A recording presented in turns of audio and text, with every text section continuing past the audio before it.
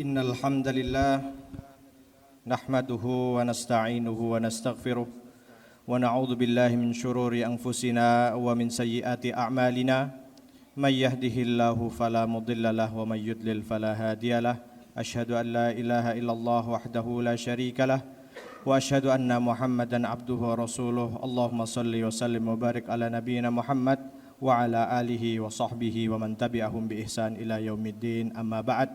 فإن أصدق الحديث كتاب الله وخير الهدى هدى محمد صلى الله عليه وسلم وشر الأمور محدثاتها وكل محدثة بدعة وكل بدعة ضلالة وكل ضلالة في النار. Jamaah kaum muslimin rahimakumullah, puji syukur kehadirat Allah Subhanahu wa taala yang telah memberikan kita begitu banyak rahmat dan limpahan taufiknya, sehingga Allah masih memberikan kita umur, masih memberikan kita kesempatan, keinginan untuk terus mendekatkan diri kepada Allah Subhanahu wa taala. Jamaah Jumat yang dimuliakan Allah, di antara sunatullah yang sudah Allah tetapkan bagi seluruh umat manusia, seluruh hamba-hambanya, adalah bahwa setiap manusia pasti akan diuji oleh Allah Subhanahu wa taala. Tidak ada satu orang pun yang pernah hidup di atas muka bumi ini kecuali Allah akan tetapkan baginya ujian. Jika dia sudah menyempurnakan jatah ujiannya, maka itu artinya sudah habis ajalnya dan akan datang kepadanya kematian. Inilah janji Allah Subhanahu wa taala, sunatullah Subhanahu wa taala yang tidak pernah akan bisa dihindari oleh setiap manusia. Allah Subhanahu wa taala berfirman, ahasiban nas an yutraku an yaqulu amanna wa hum la yuftanun. Akankah manusia itu mengira bahwa setelah mereka berkata aku beriman kepada Allah, setelah mereka menyatakan keimanan mereka kepada Allah Subhanahu wa taala, lantas mereka tidak akan diuji oleh Allah Subhanahu wa taala? Tidak, sekali-kali tidak. Bahkan begitu seorang manusia, begitu seorang hamba menyatakan keimanannya kepada Allah Subhanahu wa taala, maka saat itu pulalah dimulai ujian demi ujian yang Allah akan berikan kepadanya. Dia akan dituntut dengan melaksanakan konsekuensi-konsekuensi keimanan kepada Allah Subhanahu wa taala. Apa konsekuensi keimanan tersebut? Tentunya hanya beribadah kepada Allah Subhanahu wa taala, bertauhid kepadanya, melaksanakan setiap perkara yang Allah perintahkan dan meninggalkan setiap perkara yang Allah dan Rasul-Nya larangkan. Demikianlah Allah jadikan ujian-ujian ini juga menimpa para nabi, segolongan manusia yang paling mulia di atas muka bumi ini. Mereka adalah para al-anbiya, salawatullah wassalamuhu alaih. Mulai dari para rasul, Nabi Nuh alaihi salam, Nabi Ibrahim alaihi salam, Nabi Isa, Nabi Musa, Nabi Muhammad sallallahu alaihi wasallam. Semua mereka adalah para nabi yang begitu mulia, pun begitu Allah Subhanahu wa taala tetap berikan ujian kepadanya. Bahkan Rasulullah sallallahu alaihi wasallam justru menegaskan ketika ditanya oleh salah seorang sahabat yang mulia, Sa'ad bin Abi Waqqas radhiyallahu taala anhu, Sa'ad mengatakan, "Wahai Rasulullah, ayyun nasi asyaddu bala'an." Sa'ad bertanya kepada Rasulullah sallallahu alaihi wasallam, "Wahai Rasul, siapakah orang yang mendapatkan ujian dari Allah paling dahsyat? Siapakah orang yang paling dahsyat ujiannya yang diberikan oleh Allah Subhanahu wa taala?" Maka Rasul sallallahu alaihi wasallam mengatakan, al-anbiya tsummal amsal fal amsal. Mereka orang-orang yang paling dahsyat ujiannya adalah para nabi. Kemudian yang mendekati derajatnya yaitu para sahabat radhiyallahu taala anhum, fal amsal, kemudian orang-orang yang senantiasa mengikuti jalannya. Jadi jamaah sekalian yang dirahmati Allah, ya, orang-orang yang paling hebat, orang-orang yang paling dahsyat ujiannya adalah para nabi shalawatullahi wassalamuhu alaih. Di sini Rasulullah sallallahu alaihi wasallam kemudian menjelaskan, melanjutkan, yubtalar rajul ala hasabi dinihi, bahwa setiap manusia akan Allah uji tergantung dengan kadar keimanannya, tergantung dengan kadar agama yang dia yakini, imanan kepada agama yang ia yakini. Fa in kana fi dinihi salban ishtadda bala'uh. Jika seorang itu mempunyai keyakinan yang kuat, keimanan yang kuat terhadap Allah Subhanahu wa taala, maka tidak heran jika Allah Subhanahu wa taala akan memberikannya cobaan yang dahsyat. Begitu juga sebaliknya, wa in kana fi dinihi riqqah. Jika sebaliknya seorang hamba itu mempunyai keimanan yang tipis, maka dia pun akan diuji dengan kadar keimanannya tersebut. Ujian tersebut akan senantiasa menyertai seorang manusia, ya, sampai-sampai diharapkan, ya, bahwa setiap ujian itu akan mengangkat dosa-dosa. Bahkan dikatakan oleh Rasulullah SAW, bisa saja seorang mukmin yang senantiasa Allah Subhanahu wa taala uji dengan ujian-ujian, dengan musibah-musibah, dengan kenikmatan-kenikmatan, kemudian dia bersabar dan bersyukur, bisa jadi kelak dia akan berjalan di atas muka bumi sedangkan dosa-dosanya sudah diampuni. Jamaah Jum'ah rahimakumullah, dan di antara para al-anbiya yang Allah Subhanahu wa taala berikan ujian yang luar biasa adalah nabi kita yang mulia, Nabi Ibrahim alaihissalam. Nabi Ibrahim alaihissalam adalah di antara para nabi di mana ujian yang beliau dapatkan dari Allah Subhanahu wa taala adalah ujian yang paling dahsyat. Nabi Ibrahim ini diuji dengan hal-hal atau dengan ujian-ujian terkait dengan hal-hal yang beliau cintai, yang kemudian nanti akan kita lihat bagaimana pengorbanan seorang Nabi Ibrahim alaihissalam. Maka pada kesempatan yang baik ini akan sedikit kita sampaikan sepenggal kisah daripada Nabi kita Ibrahim alaihissalam untuk kita telah kemudian kita ambil pelajarannya. Nabi Ibrahim banyak dihadapkan kepada ujian yang terkait dengan orang-orang atau dengan hal-hal yang ia cintai. Dalam satu ayat Allah Subhanahu wa taala berfirman, "Wadhkur fil kitabi Ibrahim innahu kana siddiqan nabiyya." Wahai Muhammad, kisahkanlah, ceritakanlah kisah Ibrahim yang termaktub di dalam Al-Qur'an. Sesungguhnya Ibrahim ini adalah seorang yang senantiasa membenarkan kalam Allah Subhanahu wa taala. Nabi Ibrahim adalah orang yang senantiasa membenarkan perintah Allah dan melaksanakan perintah Allah Subhanahu wa taala tanpa banyak pertanyaan. Ini adalah Nabi Ibrahim dan beliau adalah seorang nabi yang mulia. Idz qala li abih, ketika, dan ingatlah ketika Nabi Ibrahim berkata kepada ayahnya, ya abati. Ya abati, ini adalah satu perkataan atau satu kalimat, ya. Satu kalimat yang mengandung makna yang sangat mendalam, di mana kata-kata abati ini berarti wahai ayahanda. Tetapi ya abati, kalimat ya abati atau kata ya abati ini tidak dilafalkan kecuali untuk memberikan penjelasan bahwa dia sangat menghormati, bahwa dia sangat mencintai ayah tersebut.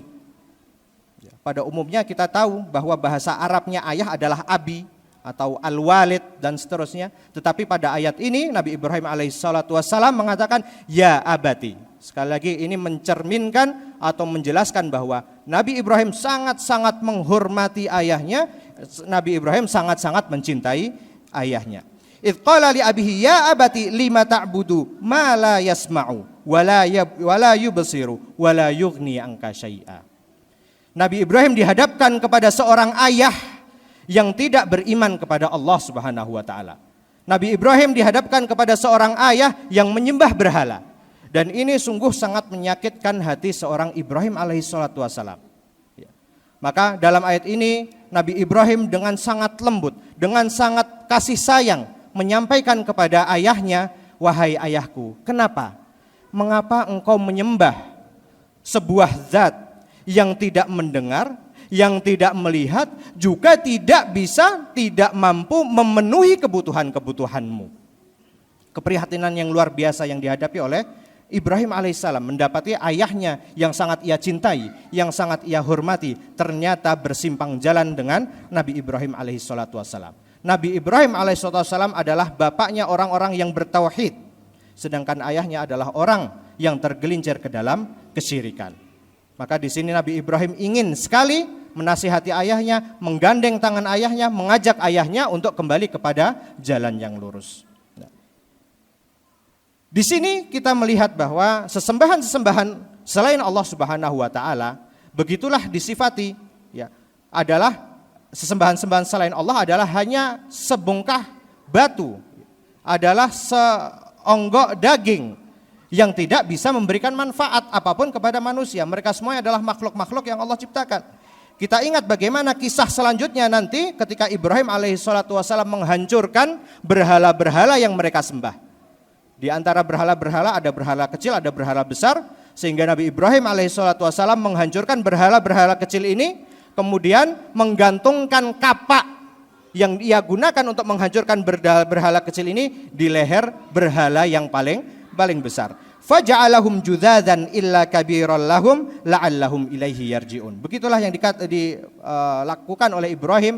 Beliau menghancurkan semua berhala kecuali satu berhala yang paling besar, agar nanti orang-orang bertanya kepada Ibrahim alaihissalam.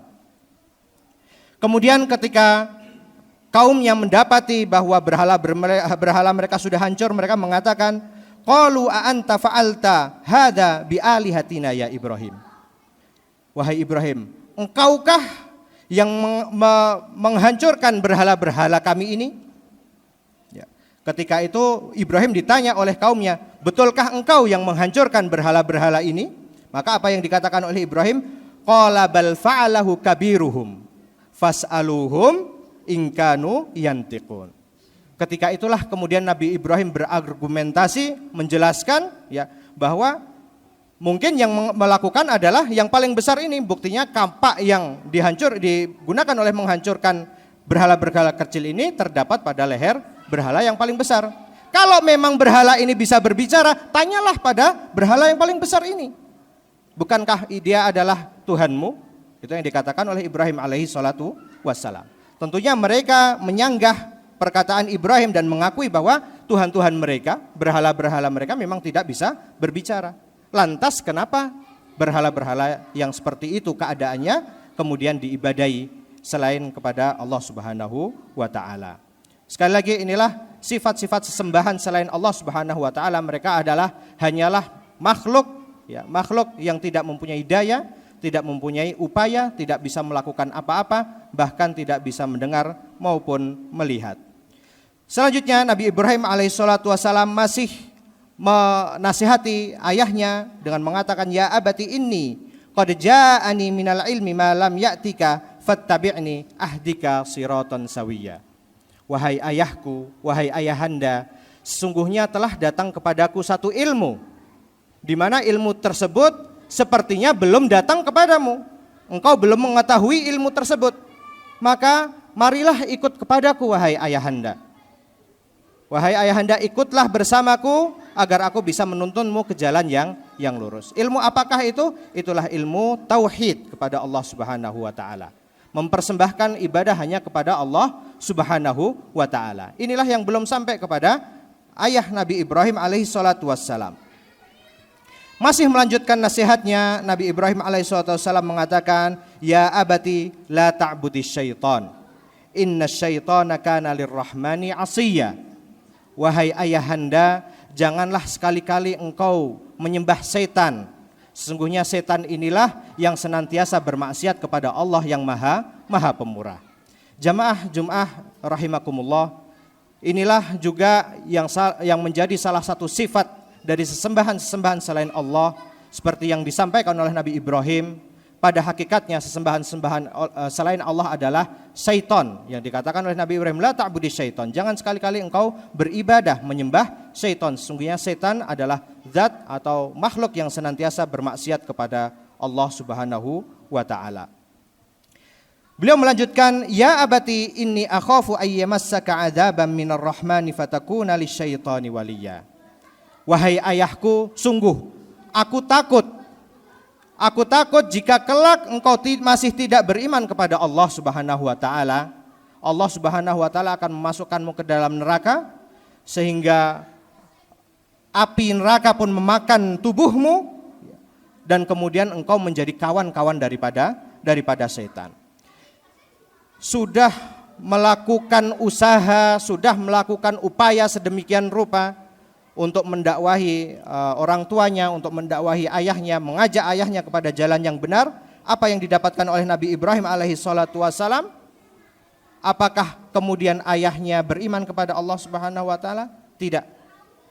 Justru sebaliknya, ayah Ibrahim alaihi salatu wassalam mengatakan, qala aghraghibun anta an alihati ya Ibrahim la illam tantahi lanarjumannaka wahjurni maliya. Bukannya beriman kepada Allah Subhanahu wa taala, tetapi justru ayah Nabi Ibrahim alaihissalam melawan dengan sangat keras dengan mengatakan, apakah engkau benci? Sebegitu bencinyakah engkau kepada sesembahan kami? Ya.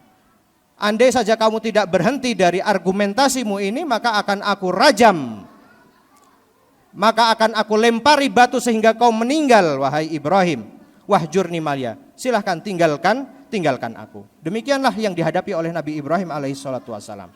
Menghadapi orang yang paling dia cintai, menghadapi orang yang paling dia sayangi, yang paling dia hormati, mengajaknya kepada kebaikan, menggandengnya kepada jalan yang lurus. Tetapi pada akhirnya ujian inilah yang harus dihadapi oleh Nabi Ibrahim alaihissalatu wassalam.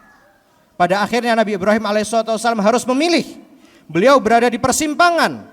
Apakah beliau akan mempertahankan orang tuanya dan meninggalkan cinta kepada Allah Subhanahu wa taala, ataukah dia harus meninggalkan ayahnya demi meraih cinta Allah Subhanahu wa taala? Ya, pada titik inilah pada akhirnya Nabi Ibrahim alaihissalatu wassalam dengan segala pengorbanannya meninggalkan ayahnya yang sangat ia cintai menuju cinta kepada Allah Subhanahu wa taala. Barakallahu li wa lakum fil Qur'anil azim wa nafa'ani wa iyyakum bima fihi minal ayati wa dzikril hakim. Aqulu qawli hadza wa astaghfirullaha li wa lakum wa lisairil muslimina min kulli dzamb fastaghfiruhu innahu huwal ghafurur rahim.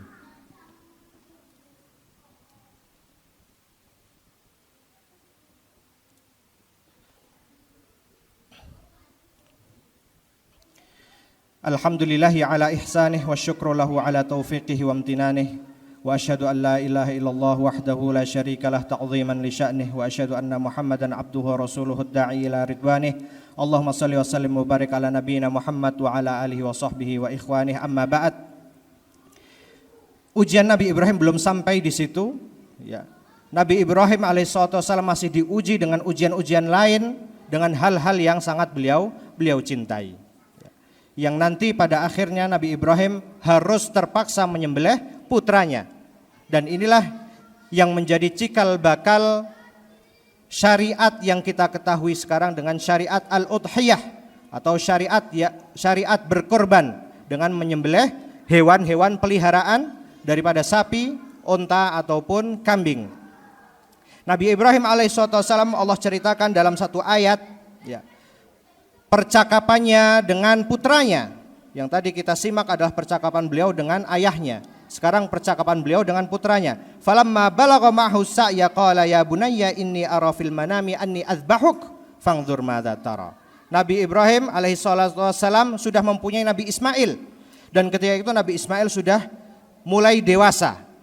Umuran anak-anak di mana ketika itu cinta seorang orang tua, cinta seorang ayah sudah menjadi berlipat-lipat lebih dahsyat. Nabi Ismail alaihissalam ketika sudah dewasa, Nabi Ibrahim alaihissalam semakin mencintainya. Kenapa? Karena Nabi Ismail alaihissalam sudah bisa membantu beliau dalam berdakwah, sudah bisa membantu beliau dalam melakukan pekerjaan-pekerjaan dalam kewajiban-kewajibannya. Maka dikatakan oleh para ulama di sini Nabi Ibrahim alaihissalam sangat mencintai Nabi Ismail alaihissalam. Bahkan cintanya berlipat-lipat daripada ketika Nabi Ismail alaihissalam masih kecil. Di sinilah kemudian Nabi Ibrahim mengatakan kepada anaknya, "Ya bunayya inni ara fil manam." Wahai anakku, sesungguhnya aku melihat di dalam mimpi bahwa aku menyembelihmu. Apa pendapatmu? Maka Nabi Ismail mengatakan, "Qala ya abati fa'al ma tu'mar, satajiduni insyaallah minas sabirin." Wahai ayahku, laksanakanlah apa yang menjadi mimpimu. Karena kita ketahui ini bukan mimpi sembarangan. Mimpi para nabi bukanlah seperti mimpi-mimpi kita. Ya, mimpi para nabi adalah wahyu yang harus beliau tunaikan. Sekali lagi, Nabi Ibrahim alaihissalam dihadapkan kepada dua pilihan yang sangat menyakitkan, yang sangat menyulitkan. Antara ia mendahulukan cinta kepada Allah Subhanahu wa taala, apakah ia mendahulukan cinta kepada buah hatinya Ismail alaihissalam. Tetapi pada akhirnya dua anak, bapak dan anak ini kemudian bersepakat untuk bersama-sama melaksanakan perintah Allah Subhanahu wa taala, bersama-sama menggapai cinta Allah Subhanahu wa taala. Yang pada akhirnya kita kenal bahwa Nabi Ibrahim alaihissalam adalah salah satu di antara dua nabi yang mendapatkan gelar Khalilur Rahman, kekasih Allah Subhanahu wa taala. Tetapi kemudian dengan hikmah Allah Subhanahu wa taala dan dengan kasih sayang Allah Subhanahu wa taala kepada Nabi Ibrahim dan Nabi Ismail alaihissalam, Allah gantikan Nabi Ismail dengan seekor kambing yang kemudian disembelih dan jadilah syariat al-udhiyah ataupun syariat berkorban. Jamaah Jumat rahimakumullah, kami tutup dengan satu hadis yang disampaikan oleh Rasulullah sallallahu alaihi wasallam. Beliau mengatakan, "Ma min ayyamin al-amalus salih fiha ahabbu ilallah min hadhil ayyam." Tidaklah atau hari-hari yang paling baik untuk kita lakukan amal soleh di dalamnya adalah 10 hari bulan Dzulhijjah. 10 hari bulan Dzulhijjah adalah hari-hari terbaik di mana kita melaksanakan amal-amal soleh di dalamnya. Bahkan jihad di jalan Allah Subhanahu wa taala, berperang di jalan Allah Subhanahu wa taala tidak bisa mengimbangi beratnya amalan-amalan yang dilakukan pada 10 hari pertama bulan Dzulhijjah. Kecuali orang yang pergi berjihad, berperang di jalan Allah, kemudian dia meninggal mati syahid di situ, maka itu pahalanya masih lebih besar. Maka bapak-bapak jamaah Jumat rahimakumullah, kami ingatkan lagi, mari kita perbanyak amal-amal soleh di 10 hari bulan Dzulhijjah, ya, dengan memperbanyak zikir, memperbanyak berdoa, memperbanyak sholat, memperbanyak puasa sunnah, khususnya puasa sunnah hari Arafah yang bertepatan dengan 9 Dzulhijjah. Kemudian yang tidak kalah penting adalah melakukan kurban. Melakukan kurban meneladani perintah atau syariat daripada Nabi Ibrahim alaihissalam. Rasul mengatakan, "Man wajada sa'atan walam yudahhi fala yaqrabanna musallana." Barang siapa ada orang yang mempunyai kelonggaran dalam hartanya kemudian dia tidak mau berkorban, maka jangan sekali-kali kalian mendekati musolaku atau tempat sholatku. Demikian jamaah Jumat yang dirahmati Allah, semoga bisa menjadi pelajaran bagi kita semuanya, menambahkan tingkat keimanan kita kepada Allah Subhanahu wa taala. Allahumma shalli wa sallim wa barik ala nabiyyina Muhammad wa ala alihi wa sahbihi wa man tabi'ahum bi ihsan ila yaumiddin. Allahumma ighfir lil muslimina wal muslimat wal mu'minina wal mu'minat al ahya'i minhum wal amwat innaka sami'un qaribun mujibud da'wat ya qadiyal hajat. Allahumma ansur ikhwanana al mustad'afina fi Filistin. Allahumma ansur ikhwanana al mustad'afina fi Gazzah. Allahumma ansur ikhwanana al mustad'afina fi kulli makan. Allahumma alayka bi a'da'id din. Allahumma alayka bil yahudil ghasibin. Allahumma alayka bihim fa innahum la yu'jizunak. Allahumma zalzilil arda min tahti arjulihim. Allahumma shattit shamlahum wa mazziq jam'ahum wa zalzil aqdamahum wa alqi fi qulubihim ru'ba innaka ala kulli syai'in qadir. Allahumma anfa'na bima 'allamtana wa 'allimna ma yanfa'una warzuqna ilma. Allahumma arinal haqqa haqqan warzuqna ittiba'ah wa arinal batila batila warzuqna ijtinabah. Allahumma rabbana atina fid dunya hasanah wa fil akhirati hasanah wa qina adzabannar wa akhiru da'wana anil hamdulillahi rabbil alamin.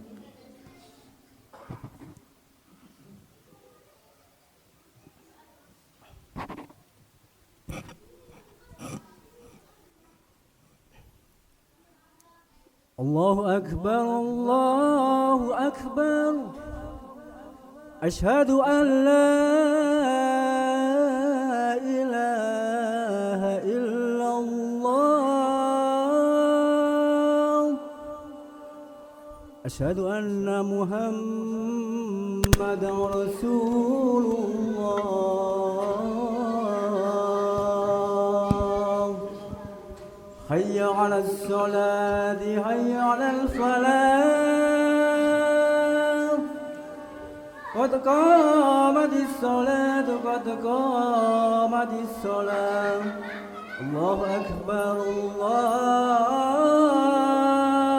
أكبر لا إله إلا الله.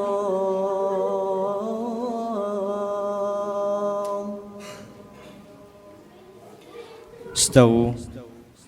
Ya, tadilu dilurus dan rapatkan, silahkan saf yang masih kosong depannya silahkan diisi.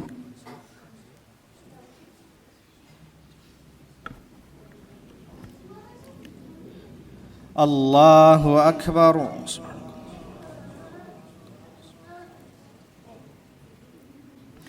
Alhamdulillahi Rabbil Alamin Ar-Rahmanir Rahim مالك يوم الدين إياك نعبد وإياك نستعين اهدنا الصراط المستقيم صراط الذين أنعمت عليهم غير المغضوب عليهم ولا الضالين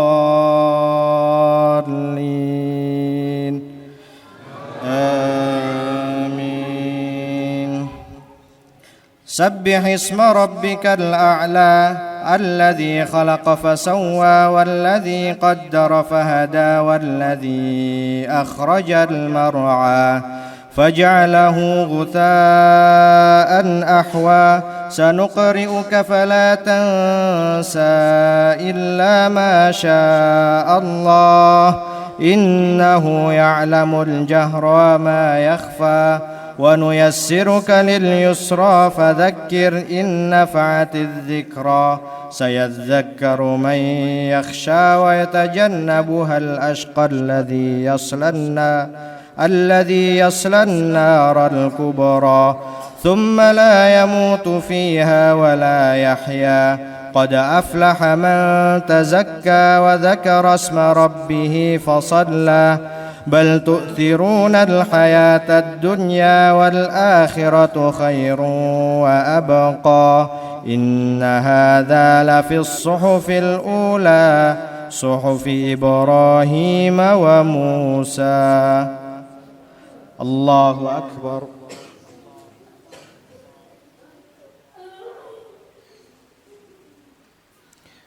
سمع الله لمن حمده ربنا. الله أكبر.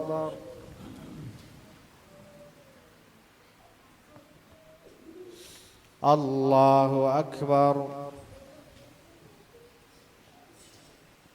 الله أكبر.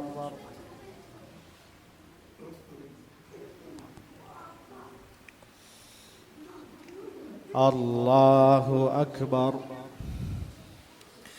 الحمد لله رب العالمين الرحمن الرحيم مالك يوم الدين إياك نعبد وإياك نستعين اهدنا الصراط المستقيم صراط الذين أنعمت عليهم غير المغضوب عليهم ولا الضالين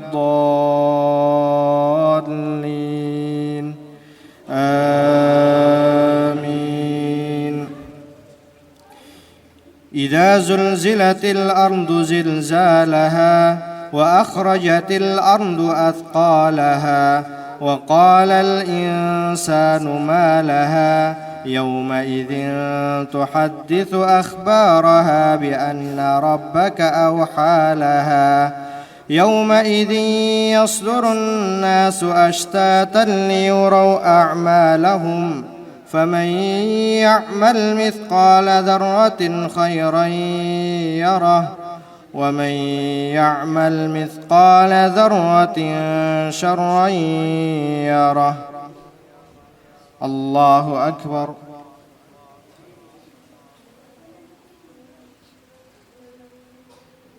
سمع الله لمن حمده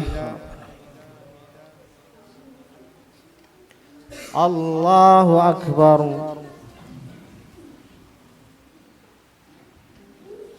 الله أكبر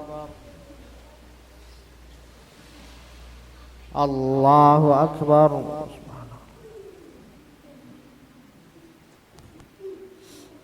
الله أكبر